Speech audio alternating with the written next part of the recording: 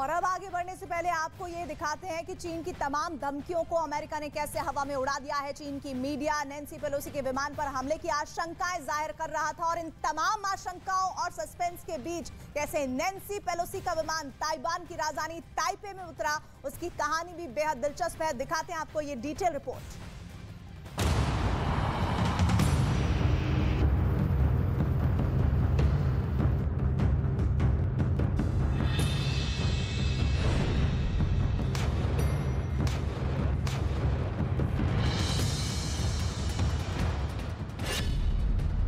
Biden ने dragon को दिखाया दम।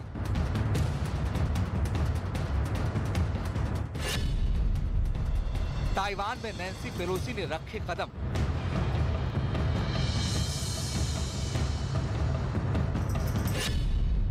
मिशन इम्पॉसिबल कैसे हुआ पॉसिबल?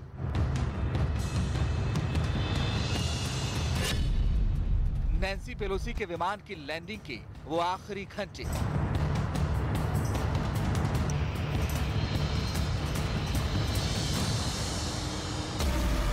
चीन के राष्ट्रपति शी जिनपिंग ने अमेरिका को धमकी दी थी कि अगर ताइवान के मुद्दे पर दखल दिया तो उसके खौफनाक अंजाम भुगतने होंगे, लेकिन बाइडेन नहीं माने और अमेरिकी सदन के स्पीकर नैन्सी पेलोसी को ताइवान भेज दिया, जिससे चीन बौखलाया हुआ है। वैसे चीन ने नैन्सी पेलोसी को ताइवान आने से रोकने के लिए पूरे इंतजाम किए थे। शी जिनपिंग के आदेश पर थल, जल और वायुसेना एक्टिव हो चुकी थी और चीन इसके वीडियो बाकायदा जारी कर रहा था। चीन की सड़कों पर गाड़ियों के बीच बड़ी संख्या में टैंकों की कतार दिखाई दी। इस वीडियो को एक फुट ओवरब्रिज से शूट किया गया है। यह वीडियो चीन के दक्षिणी इलाके का है, जहां समुद्री किनारों पर चीन के आर्म्ड व्हीकल नजर आए। इसके अलावा चीन ने अपने टैंकों को ताइवान की सीमा पर भी तैनात किया। इन टैंकों को ट्रेन के जरिए बॉर्डर की तरफ भेजा गया था। यही नहीं, ताइवान को डराने के लिए चीन ने युद्ध का ट्रेलर भी दिखाया और जिनपिंग की सेना ने ताइवान के बॉर्डर पर जबरदस्त युद्धाभ्यास शुरू किया, जिसका वीडियो भी सामने आया है।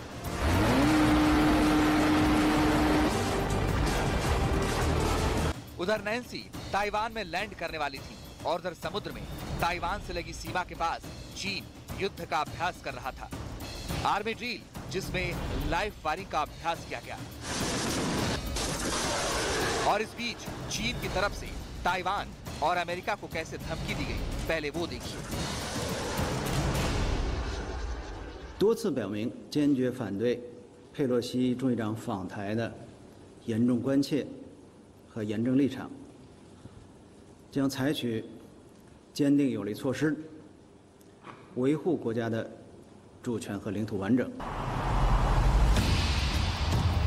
बताया गया कि जब नैन्सी पेलोसी का विमान राजधानी ताइपे के एयरपोर्ट पर लैंड करने वाला था, ठीक उसी वक्त बॉर्डर पर चीन की वायुसेना के 21 विमान चक्कर लगा रहे थे, जिसकी पुष्टि ताइवान के रक्षा मंत्रालय ने भी की। इससे पहले चीनी मीडिया तो ये तक दावा कर रहा था कि पेलोसी के विमान को उड़ाया जा सकता है। बाद में ये भी कहा गया कि चीनी एयरफोर्स के एयरक्राफ्ट पेलोसी के विमान को घेर लेंगे।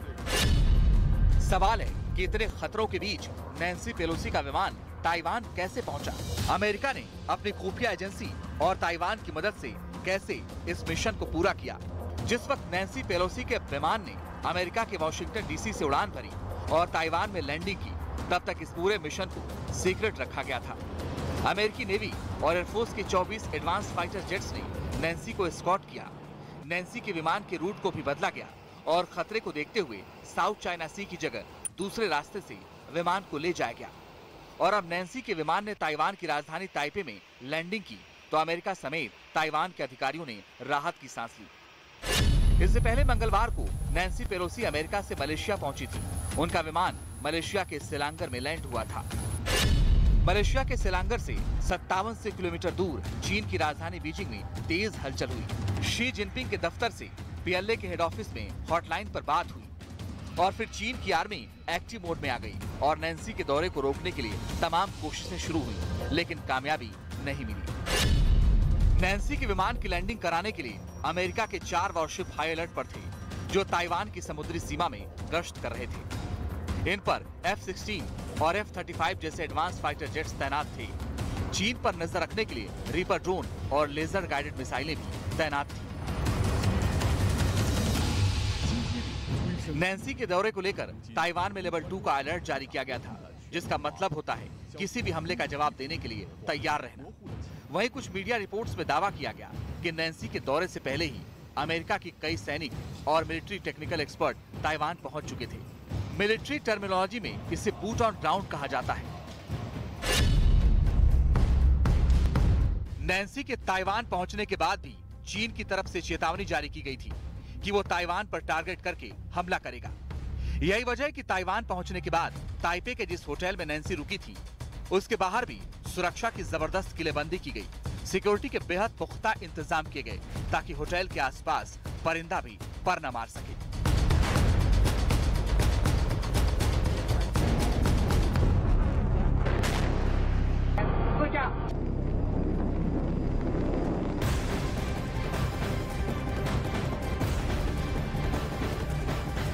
बड़ी खबर आ रही है, ताइवान ने चीन को धमकी दी है। ताइवान ने कहा है कि अगर लड़ाई हुई तो हम पीछे नहीं हटेंगे। ये साफ संदेश है किस तरह से चीन की इन तमाम धमकियों के बीच ताइवान अपने आप को कमजोर नहीं महसूस करता है। ताइवान ने कहा है कि अगर लड़ाई हुई है तो अगर होती है आने वाले वक्त में तो हम पीछे नहीं हटेंगे। और ये पूरा का पूरा जो जेस्चर है वो कहा जा रहा है कि ताइवान अगर इतना आक्रामक है और फ्रंट फुट पर आकर इस तरह के बयान दे रहा है, इसका साफ मतलब है कि अमेरिका ने पूरी तरह से उसे सपोर्ट दिया हुआ है। नैन्सी पेलोसी के ताइवान पहुंचने से अमेरिका और चीन के बीच तनाव चरम पर है। सवाल उठता है कि आखिर ऐसा क्या हुआ कि नैन्सी का ताइवान दौरा चीन को अखर गया। चीन की इस चिढ़ को समझने के लिए कुछ दशक पीछे लौटना होगा। ये 4 जून 1989 की बात है, जब बीजिंग में एक बड़े विरोध प्रदर्शन को चीन की तत्कालीन सरकार ने दबा दिया था। इस विरोध प्रदर्शन के 2 साल बाद यानी 1991 में नैन्सी पेलोसी ने बीजिंग के तियानमेन स्क्वायर का दौरा किया था। इस दौरे के दौरान कहा जा रहा है कि नैन्सी पेलोसी ने चीनी सुरक्षा बल के हाथों मारे गए प्रदर्शनकारियों के समर्थन में बैनर लहराए थे। नैन्सी पेलोसी ने प्रदर्शनकारियों के समर्थन वाला बैनर उसी जगह लहराया था जहां नरसंहार हुआ था। और चीन अगर ताइवान से भिड़ा तो उसका असर सीधा दुनिया की अर्थव्यवस्था पर पड़ेगा, क्योंकि दुनिया के ज्यादातर देश सेमीकंडक्टर यानी कार, स्मार्टफोन में इस्तेमाल होने वाली चिप ताइवान से खरीदते हैं।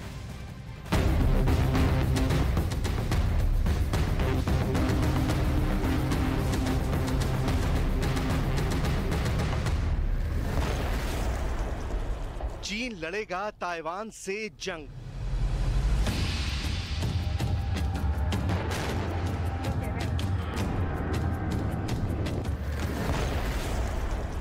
ताइवान में अमेरिका से मंथन।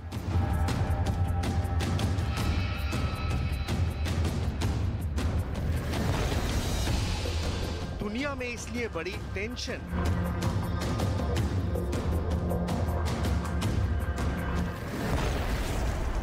क्या ऑटोमोबाइल इंडस्ट्री होगी धड़ाम? मोबाइल इंडस्ट्री को होगा नुकसान।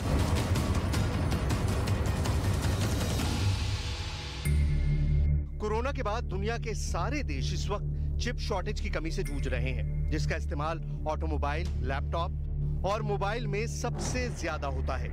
इस बीच अगर चीन ने ताइवान पर अटैक कर दिया तो नतीजा गंभीर हो सकता है, क्योंकि ताइवान भले ही छोटा देश हो, लेकिन उसे सेमीकंडक्टर के मामले में दुनिया की फैक्ट्री कहा जाता है। साल 2020 में सेमीकंडक्टर इंडस्ट्री के टोटल ग्लोबल रेवेन्यू का सर्वे हुआ था, जिसमें ताइवान की कंपनियों की हिस्सेदारी करीब 60% से ज्यादा थी। एक वक्त ऐसा भी था जब ताइवान करीब 92% से ज्यादा दुनिया को माइक्रोचिप सप्लाई करता था। वहीं चीन की बात करें तो वो इसमें ताइवान से काफी पीछे है, लेकिन ताइवान पर मंडरा रहे संकट के बादल ने दुनिया के कारोबारियों के माथे पर चिंता की लकीर डाल दी है। ताइवान की TSMC दुनिया की सबसे बड़ी सेमीकंडक्टर कंपनी है। सेमीकंडक्टर का इस्तेमाल इलेक्ट्रॉनिक्स, कंप्यूटर, स्मार्टफोन, कारों के सेंसर में बड़े पैमाने पर होता है। चिप शॉर्टेज की कमी को दूर करने के लिए ताइवान की TSMC कंपनी अन्य देशों में भी प्लांट लगा रही है, जिसके लिए उसने कई बड़ी कंपनियों से समझौते किए हैं।